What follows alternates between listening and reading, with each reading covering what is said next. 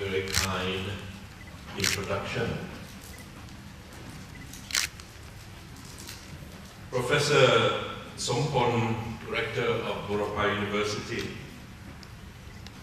Dr. Anat Di Patana, Deputy Rector, Dr. Dusit, Dean of Faculty of Medicine, Burapha University, Dr. Professor Sompon, the Professor Emeritus at Mahidol and here at Burapha Universities, distinguished participants, ladies and gentlemen, let me begin by saying I must be one of the very few politicians who have been invited to speak on these kind of subjects. I can only say that I am a product of liberal arts education. 2 years at Thammasat and 2 years at Claremont Men's College at my time, during my time. Now the university, the college, had to go co-ed because boys won't go to men's college anymore. They want ladies there too. So the college has morphed into Claremont McKenna College in Southern California. So if I know anything about science or other subjects more than just my own particular discipline, political science, the credit will have to go to my liberal arts education. It is a privilege to be with you today to talk about knowledge and the betterment of our society. And I hope that this is being an international conference. The definition of the word society in the theme means human society, means the global society, means the entire living species on this little planet. Because the challenges that we are faced with today as a global community are formidable, coming from 360 degrees. And most of these challenges cannot be handled by any country, any discipline, or any organization. It requires 7.3 billion of us, at least in our spirit, that we will have to join hands to address these global challenges together. A few years ago, the BBC commissioned a series of TV investigative reports under the theme, under the question, how many human beings can this little blue planet sustain? The BBC team went to talk to many experts across the globe. And here's what they said. If every one of us, 7.3 billion human beings, consumes the same natural resources, food, clean air, fresh water, if we, each and every one of us, consumes the same amount as people in India, then this planet can sustain 12 billion humanity. But many of us don't want to consume that much All of us measure us against Europe, against North America. If all of us would consume as much as the average human being in North America consumes today, this planet can only sustain 1.2 billion.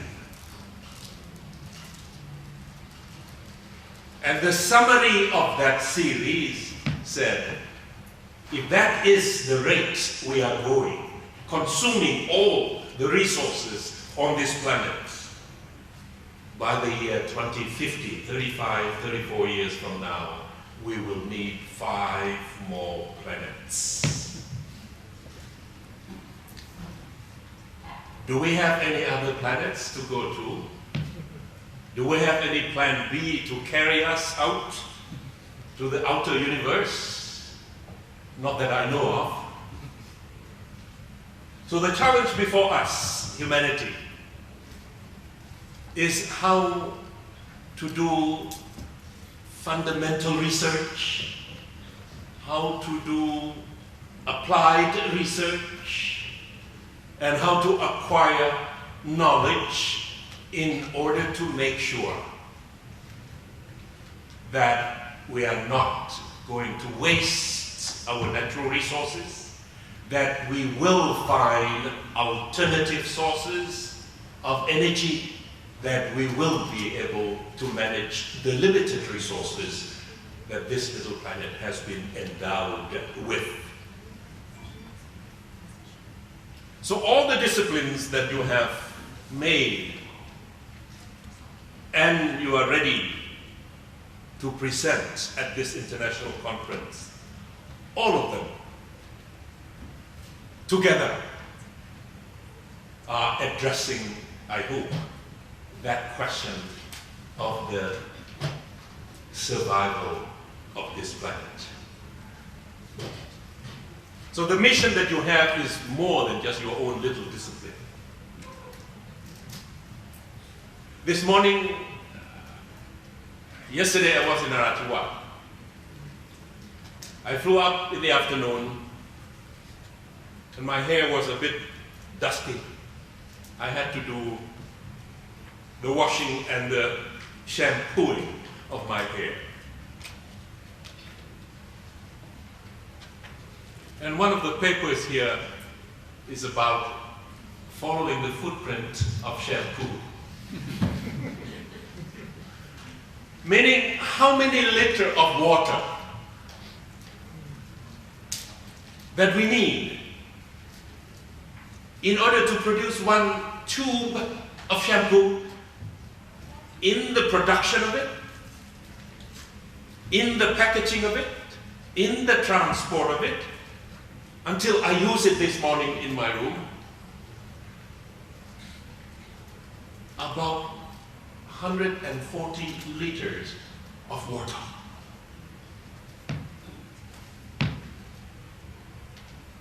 Little subject like this by Dr. Nattapon Leung Kasem-san. Are you here? Is going to point to how are we going to conserve the natural resources for future generations. And in here, Dr. Prasad laments about the misunderstanding of politicians about research. I agree with you, sir. Because many of us developing countries are at risk of being caught in what the World Bank calls the middle income trap.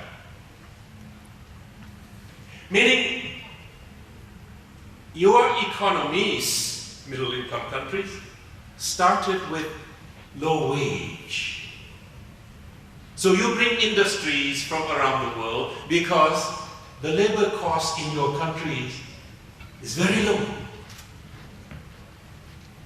Thailand benefited from that, from Taiwan. When the first wave of textile industry was relocated here, Because in Taiwan, textile industry was considered 5 decades ago a sunset industry. It was a sunrise industry here. We had no concern about the environment. We had low labor costs. Textile industry needs a lot of labor. Thailand was available. It was relocated here. That was the modality of development of developing countries all across the globe. But 101 countries, middle income back in 1960, the World Bank said only 13 have made it to the high income country. Thailand has not made it. The only way to get out of the middle income country trap, middle income trap, is to promote science, technology, and innovation. Things that you are doing here. And not only applied research, but it has to be fundamental research. And Dr. Prasad is right. I read your article, your lament, your complaint, your criticism of politicians who don't understand what it takes to do fundamental research. Because the attitude is, last year we gave you 100 million baht, you haven't produced anything, therefore this year, no research budget. Little that we know that fundamental research will require many people doing research continuously on the same subject or variations of the same subject before those fundamental research could become integrated into a technology. A lot of middle-income countries do not have that mindset, do not have that understanding and that appreciation.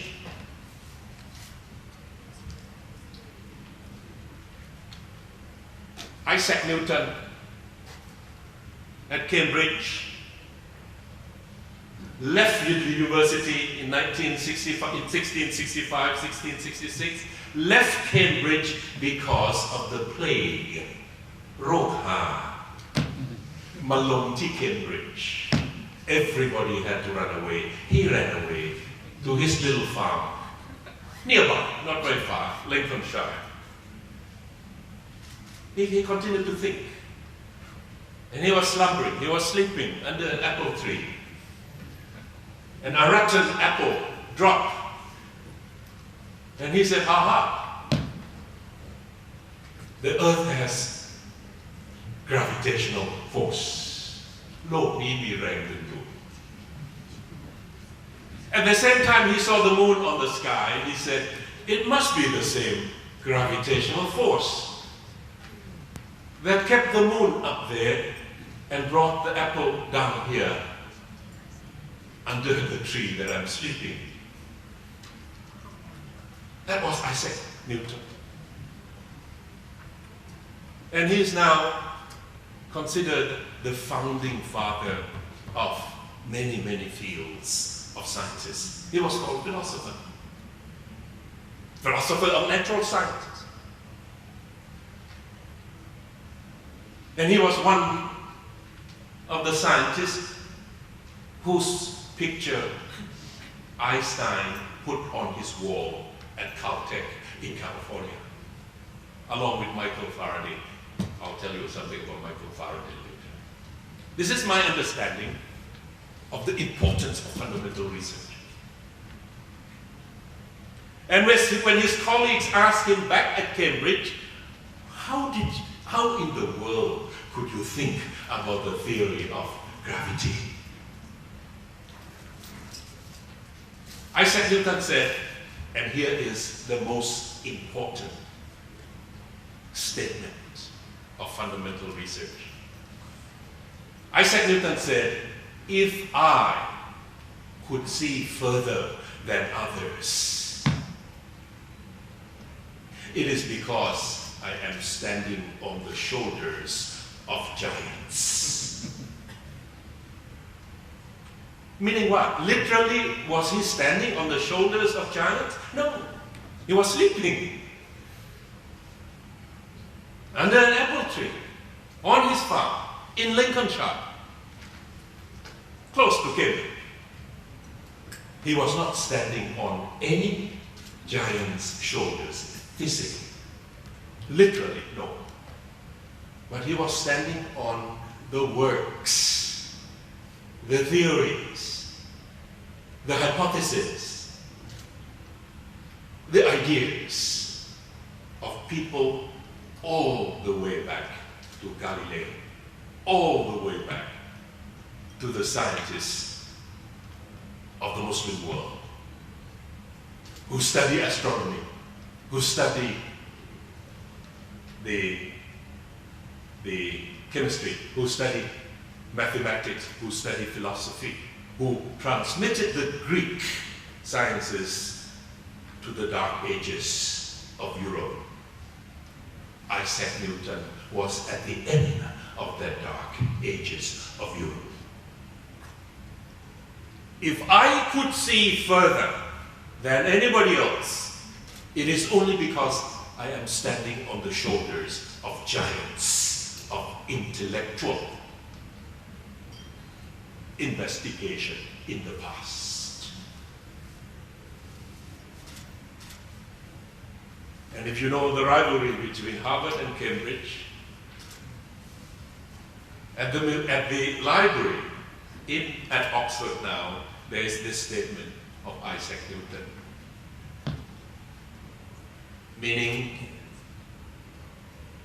and this is what Isaac Newton said too. He said, Plato is a friend of mine, Aristotle is a friend of mine, but the real friend is the truth. My real friend is the truth. So even though he was a Cambridge man, Oxford now put his statement, if I can see further than others, because I stand on shoulders of giants. And some of the giants came from Oxford. I think this is what the rector meant by saying that this is an opportunity for friends, seekers of truth coming together in order to appreciate each other's efforts, in order to help each other understand differences in your own respective disciplines. Michael Faraday was another scientist that Einstein put the picture on his book. And you know, Michael Faraday was a poor man. His father was Chang Ti-Lek, a blacksmith. His mother was a servant before marriage. He lived in poverty. He had to work in a bookbinding office, store. He used to deliver books after being bound. And he read books in between his delivery time. And he was fascinated by science, by natural science. And he wanted to prove the things that he read in real life. One of the things that he wanted to prove was, he got a grant from the British government to experiment on the magnetic field.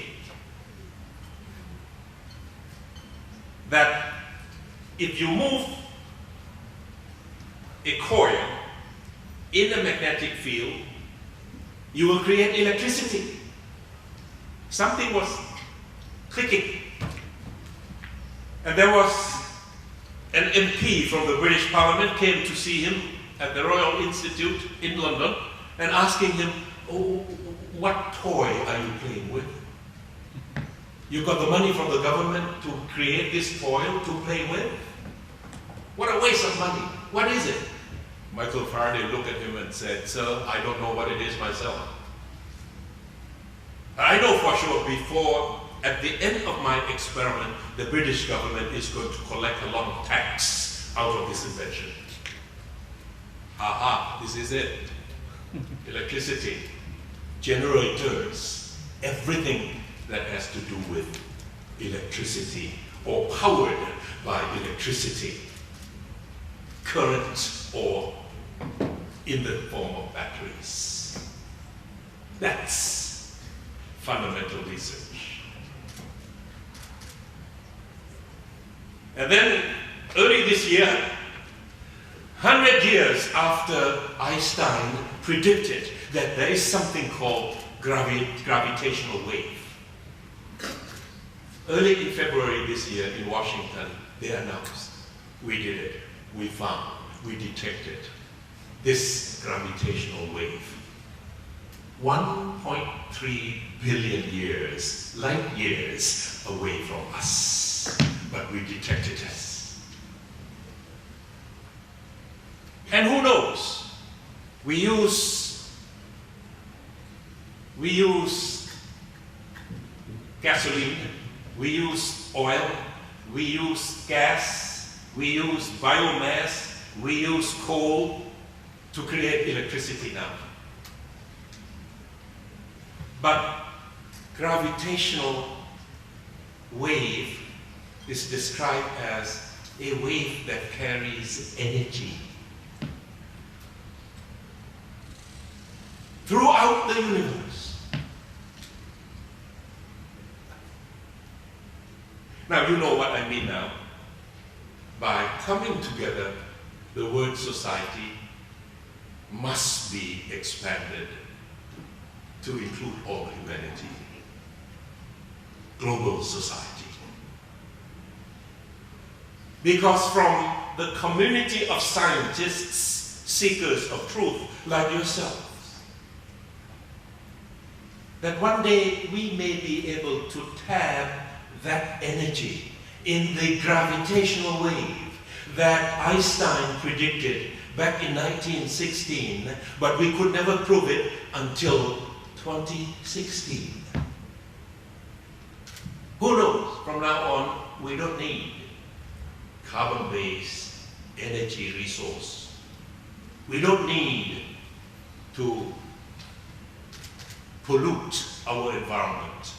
We don't have to worry about carbon dioxide in the sky that has kept the temperature of the earth growing, and that is threatening all of us, humans and other living organisms of this little blue planet. So Dr. Prasad, you are right. The day before yesterday, just by sheer incident, I went to seeกสวท.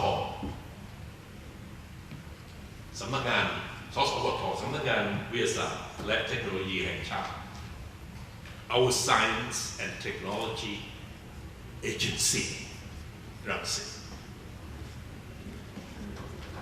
And they were complaining about the same thing. That the government doesn't understand, the politicians don't understand, that the people in the budget office don't understand, that even the people in the Ministry of Education don't understand. That when you do fundamental research, vital to national survival and human survival and global survival, you need to do long series of research and investigation, so that someone, sometime in the future, will put all these things together in a technological appliances. When X-ray light or X-ray, I don't know even how to call it, was founded, the founder had no idea it would be used in the diagnosis of our diseases. When Einstein found the force of nuclear He had no idea. And he was against nuclear war, but he had no idea that it could generate electricity for us, that it could be used in order to diagnose. The same theory. Diseases to keep human beings healthy. So I am here not as a scientist, but as someone who appreciates science. As someone who knows that the survival of this planet, or humanity in this planet, or all living beings on this planet will depend on the products of your work. And that all of us who are now caught in this, what the World Bank calls middle income trap, will not be able to get out of it or to avoid it. Just to give you an example, Thailand and Korea was in the same league 60 years ago. But Korea invested in science, in technology, and innovation. Thailand did not. Thailand preferred to buy technology. Now Korea is one of the OECD countries helping the rest of the world selling nuclear generator and Samsung and Honda and green technology to the world.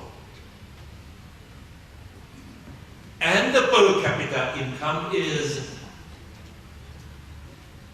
$34,000 a year. Thailand's per capita income now, $6,000 a year, and unlikely to be stuck here. We are looking for champions, we are looking for rescuers. We are looking for people who could rescue us, who could take us across this valley of death. From backward developing to developed, from middle income to high income. I look around and see little hope anywhere else, except in your community of scientists. I've said enough about natural sciences. Let me say, I also appreciate humanities. I also appreciate social sciences. I also appreciate a lot of works here that you have done. Learning English from peers. You know, Thailand is one of those countries who takes pride in, and rightly so, as a country that has never been colonized. Great, fantastic, be proud of it. But there's a drawback there.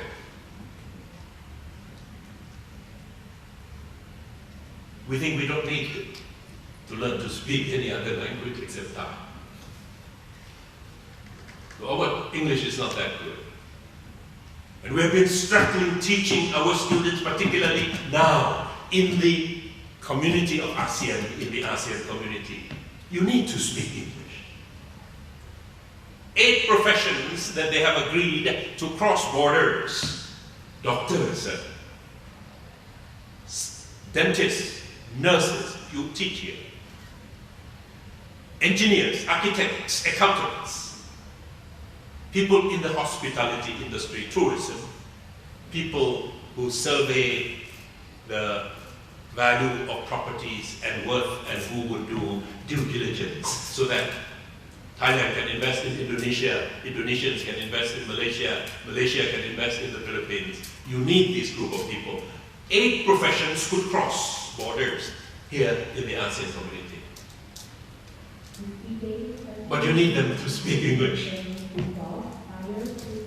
You need them to be fluent in the language that is considered the working language of ASEAN. Now, there is this little research by Ajahn Konden, about learning English from peers, meaning learning together, meaning speaking to each other, meaning helping each other in the classroom, outside the classroom, in social setting, will help our students learn foreign language better.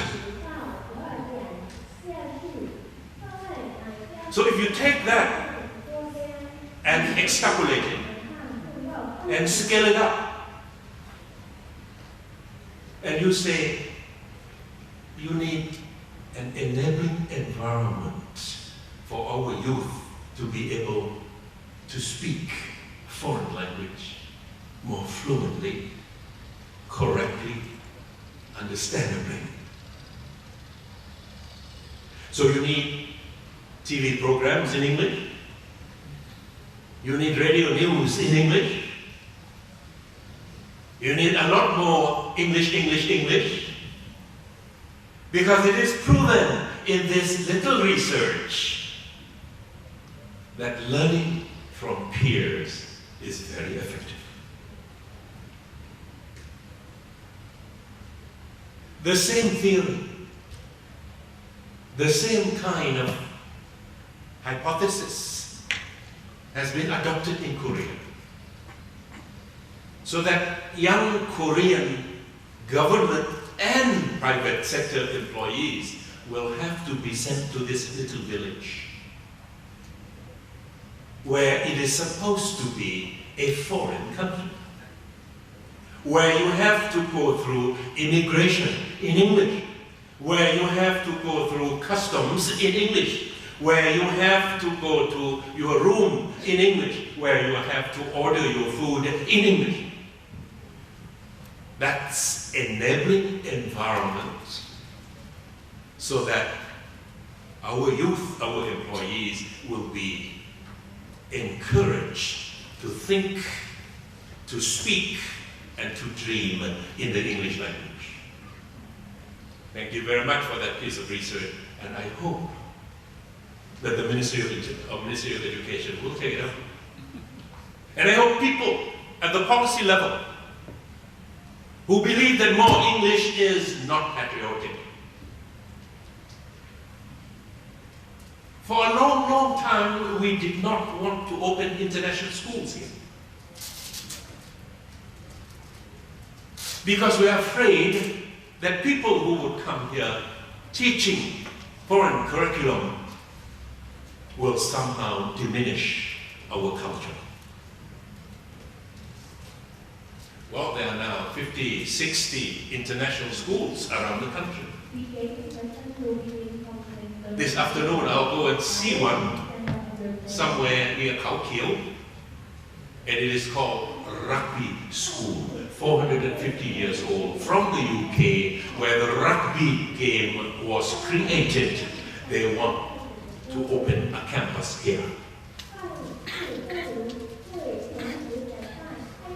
Imagine if we had that 20 years ago. Imagine if we had that kind of idea 30 years ago. Thailand would be much more cosmopolitan than this. Why do we have to be cosmopolitan? Because the world is getting smaller. Pattaya has to be cosmopolitan, otherwise nobody would come. Chiang Mai, Phuket don't have to be cosmopolitan, otherwise nobody would come. But when you land at Suvarnabhumi, you don't feel like Bangkok is cosmopolitan enough. So, you need an enabling environment. You need an environment that would encourage people, young people, to be more familiar with foreign languages. It doesn't have to be English. It can be Chinese, can be Japanese, can be German, can be Malay, can be Tagalog, can be anything. But we have to be more cosmopolitan. That piece of little research can be an inspiration to our language policy in this country. And let me stop at this, telling you a story. I have been invited by the Ministry of Education, particularly their Institute of Teaching English. Every time when I finish, I would ask any questions, any observation, any comments. The first hands came from students who are going to schools that have bilingual or that offer courses in English. And I asked all the people present, why do you think so? Nobody could come up with the answer. I volunteered to postulate that because they have the instrument, the key of the English language, they could look into the information before they come to the classroom. They probably know more than the teachers on that very subject that day.